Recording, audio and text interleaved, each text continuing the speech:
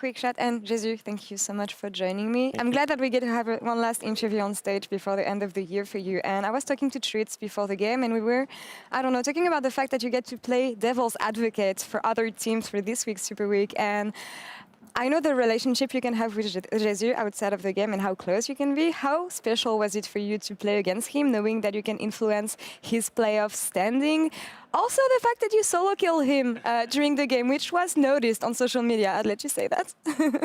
So obviously, it's always really nice to play against VTO, you know, because we are a really good fan, and I might have targeted him a bit in the fight, but like it wasn't personal. I think I had to try to get to him and one-shot him to win the fight. But yeah, it feels nice because it's him, you know? Yeah, it's all good fun, and you mean well, I know that. We had a chat in the makeup room before the game, and I asked you, is there anything special you had planned for today in-game, but you just ran for the regular LEC game playing Saya.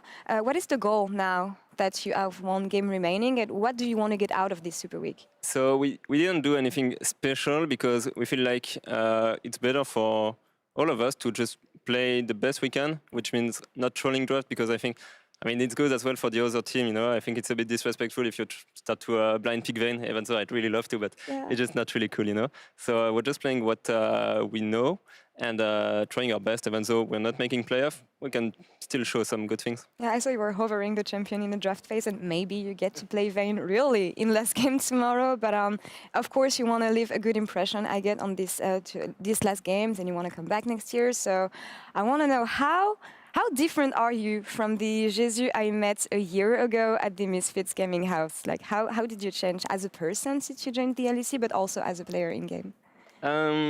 I think as a person, I've become a lot more secure in myself because when you enter LEC, there's a lot of pressure on yourself, and people are straight going to you and say, you do this bad, you do this bad. And before that, it's all like in ERL, in MISFIT, it's more like chilling, you know, like saying, you're doing this good, you could do this better.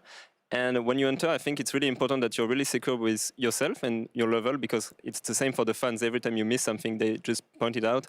And you have to know how good you are, your value, and what you have to work on. And I think my work ethic has been just improving a lot during the two splits, especially when it's hard, like when we were starting, I think we were 1-8 at one point. So you just have to find other way to work, try to make it change, you know, find for a solution. And I think you grow a lot during these times. What would be your best memory from this first year in the LEC? This first year,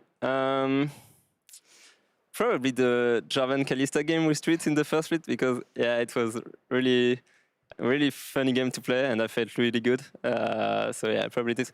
And playing on stage as well was really good, obviously. I can imagine. Hopefully with an audience next year. And well, congrats on your first year in the LEC, Jezu. Thank you. Good luck on the last game tomorrow.